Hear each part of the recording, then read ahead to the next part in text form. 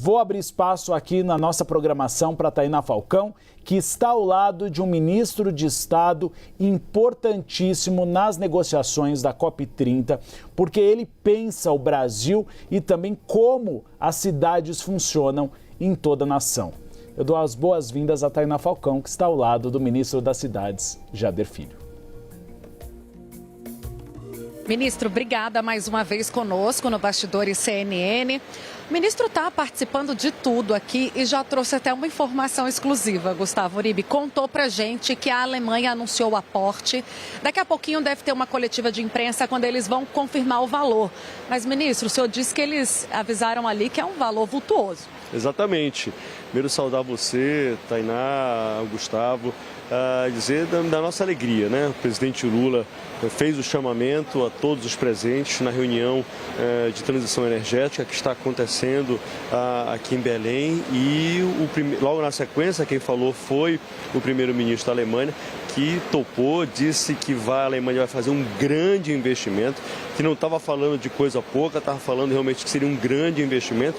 De lá os dois saíram para uma reunião bilateral, que eu acredito que após essa reunião será anunciado o valor que a Alemanha vai fazer, vai colocar no fundo, que vai nos ajudar a preservar a Amazônia, que vai ajudar ao clima aqui no nosso país. Essa entrevista foi no timing certo, Gustavo Uribe. Ministro, vamos falar um pouquinho da sua participação, né? A gente queria entender um pouco como que todas essas discussões da COP se conectam com a sua pasta, as suas ações, olhando principalmente, acho que ali um ponto de partida pode ser o Minha Casa Minha Vida, né? Como que torna todas essas construções mais sustentáveis. Esse assunto já é pensado, já tem sido tratado antes da COP30? Sem dúvida nenhuma. Tainá, primeiro, nós precisamos compreender que essa COP ela tem que ser a COP da floresta, mas também precisa ser a COP das cidades. Por quê? Se 80% das emissões no planeta partem das cidades, se até 2050 70% da população global estará morando em cidades. No Brasil, já são mais de 87% das pessoas vivem em cidades. Como que nós não vamos tratar aqui do tempo urbano aqui na COP? Esse tema ele precisa estar cada vez mais em evidência, seja para nós encontrarmos as soluções para a redução das emissões que agridem o nosso meio ambiente, como, por exemplo, descarbonizar as nossas frotas. Nós precisamos, como você disse, fazer com que as construções, seja do Minha Casa Minha Vida ou qualquer outra construção, sejam construções mais limpas. Nós precisamos levar esgotamento sanitário para que o esgoto não seja jogado in natura nos nossos rios. Nós precisamos cuidar dos nossos resíduos sólidos. Então, o tema urbano, Tainá, precisa estar cada vez mais presente nessa discussão. E no outro, quando os grandes eventos climáticos acontecem, quem primeiro sofre são as nossas periferias. Então nós precisamos dotar as nossas cidades de uma infraestrutura que seja resiliente, que ela esteja adaptada, para que quando as pressões climáticas acontecerem, se novos eventos climáticos vierem a acontecer, como aconteceu no Rio Grande do Sul no ano passado, que as nossas cidades estejam preparadas com obras de macrodrenagem para que não hajam mais alagamentos, obras de contenção de encostas, para a gente não ver aquelas cenas de morros deslizando em cima de casas, infraestrutura, ceifando vidas, matando pessoas, destruindo sonhos. Então é disso que a gente vai discutir, principalmente no dia 11, que é o dia que trata sobre o tema urbano. É interessante a gente falar, vai ser no dia 11 do 11 e as cidades sustentáveis exatamente é o ODS 11, que é o Objetivo de Desenvolvimento Sustentável feito pela ONU. Agora, o senhor que está acompanhando aí toda essa discussão com os líderes globais, pode falar um pouco para a gente do entusiasmo dessas lideranças, né? A gente tratou aqui de forma exaustiva e ainda estamos falando, porque poderia ser um grande feito, será esse Fundo das Florestas, né? A Pará também tem total interesse nisso. E a gente estava falando do investimento da Alemanha aqui na abertura da nossa entrevista. Qual o nível de entusiasmo o senhor tem visto desses líderes? Como motivá-los? Aqueles que ainda estão reticentes? Como fazer desse Fundo da Floresta, de fato, um presente para a COP30? Eu acho, Tainá, primeiro, que nós precisamos compreender, nós temos que entender que sem recursos, sem investimentos, nós não temos como fazer tudo aquilo que é necessário para ajudar o nosso planeta. Como eu disse, seja para que nós possamos manter a floresta em pé, porque nós precisamos fazer com que a floresta em pé tenha mais valor do que a floresta morta, do que a floresta deitada. E nós precisamos também financiar a infraestrutura aos municípios, ouvindo sempre a opinião dos prefeitos, dos governadores, das comunidades, que são quem compreende e entende verdadeiramente onde o problema está. Então, e é fundamental de gestos como esse, enfrentamentos, fundos como esse sejam feitos não só para o Brasil e que esses investimentos como esse que nós acabamos de citar, que será feito pela Alemanha, possam acontecer por parte de outros países e que esse fundo que está sendo feito no Brasil, que sirva de exemplo para que outros países em desenvolvimento também o criem e que também recebam investimentos. A conta que é feita, seja para que nós possamos fazer as obras de infraestrutura, seja para nós podermos cuidar do nosso planeta, é da ordem de 1,3 trilhão de dólares. Aquele acordo lá de Baku, né? Baku. Exatamente. E a gente precisa tratar disso, a gente precisa, Tainá, acima de tudo, sair do processo de discussão, de conversa. Nós temos que começar a fazer o processo de implementação. Só aquilo que nós vimos e foi tratado e foi acordado no Acordo de Paris. Se só aquilo já estivesse sendo executado, Tainá, seguramente a situação do nosso planeta já seria melhor. Então eu acho que Belém é uma grande oportunidade para que, como gestos como esse, para exemplos como esse, estão sendo feitos pelo Brasil e pela Alemanha, se multiplique e com isso eu tenho certeza que a gente vai encontrar um caminho importante, um caminho sustentável para o nosso planeta. Gustavo Uribe fala direto de Brasília. Também tem uma pergunta para o ministro Jader Filho. Gustavo? Ministro trazendo então furo jornalístico, então a Alemanha fazendo um grande aporte ao Fundo de Proteção das Florestas Amazônicas. A gente vai checar o valor daqui a pouquinho. Ministro, gostaria de falar da situação das comunidades no país. Existe um programa do governo federal que foi incluído no PAC Seleções, que é aquele Periferia Viva.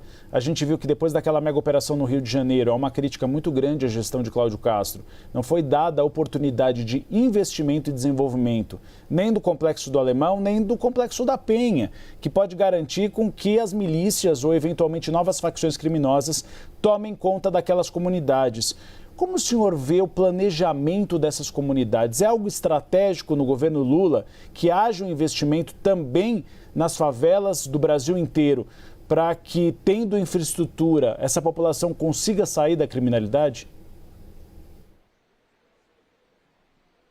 Gustavo, eu acho que é fundamental. Primeiro, nós compreendermos que são duas ações que têm que andar conjuntamente.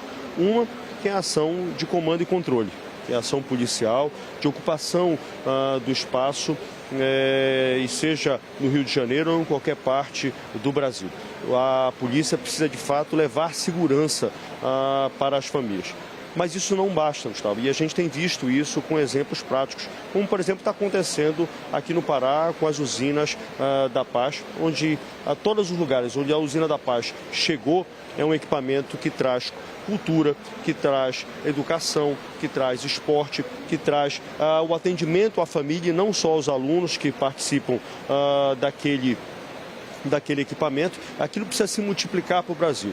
E o governo federal tem uma ação exatamente nesse sentido, que é o Periferia Viva, que foi criado pelo Ministério das Cidades, pelo presidente Lula, que exatamente faz o processo de conjugação.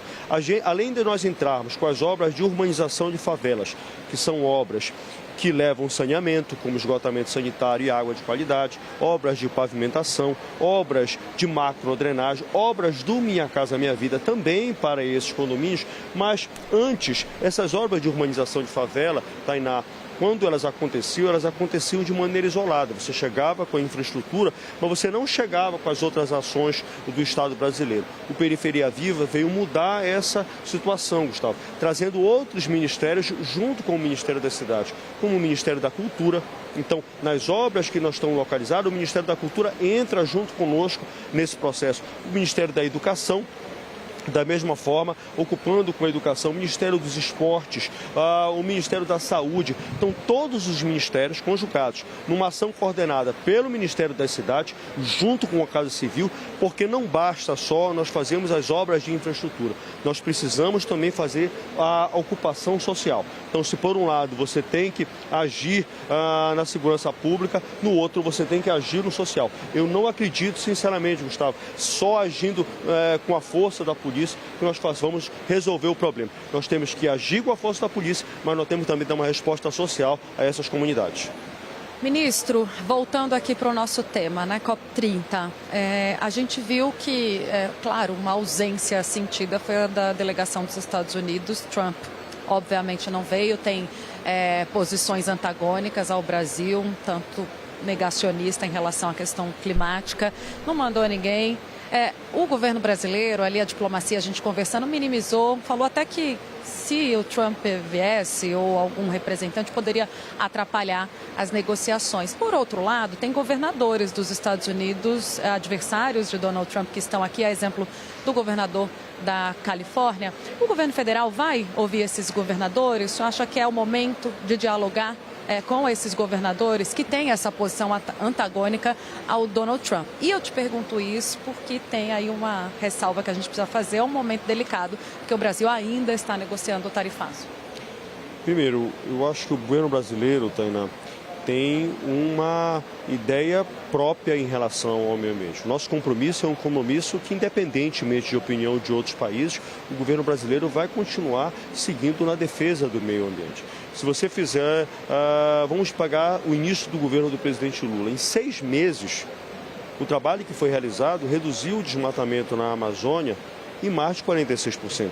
Esse é o compromisso do governo do presidente Lula, zerar o desmatamento até 2030. E nós não vamos nos arredar desse compromisso, porque nós precisamos cuidar. Não dá mais para a gente continuar avançando, Tainá, se a gente quiser um futuro para as próximas gerações, um futuro que seja sustentável, nós precisamos cuidar do nosso meio ambiente.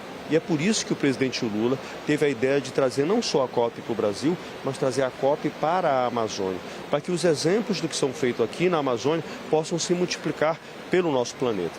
Quanto à questão americana, vou lhe dar uma informação. Eu estive essa semana agora no Rio de Janeiro, no Fórum de Líderes Locais.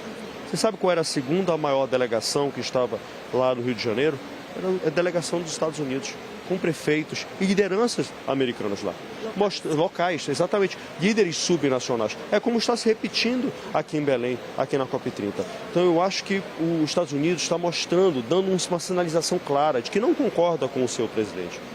E que está alinhado com uma visão, não é uma visão do Brasil, é uma visão das pessoas que compreendem a importância de cuidar do meio ambiente. As pessoas que acreditam na ciência. É disso que a gente está falando. Então, eu não acredito sinceramente, Tainá, que tenha a ver com a questão do tarifaço. Acho que a questão do tarifaço ela vai ser localizada na questão econômica, no interesse do governo brasileiro com o interesse do governo americano em relação às suas trocas comerciais. Eu acho que o que nós estamos tratando aqui é do futuro do nosso planeta. E isso não dá para negociar. Porque quem acredita na ciência não pode ter uma negociação em relação a isso. Então, Tainá, eu primeiro valorizo muito a presença desses líderes subnacionais dos Estados Unidos aqui, que apontam que a visão americana não é a visão do governo Trump. A visão americana é uma visão de que tem gente lá nos Estados Unidos que acredita na ciência e tem feito. Eu vi lá no Rio de Janeiro.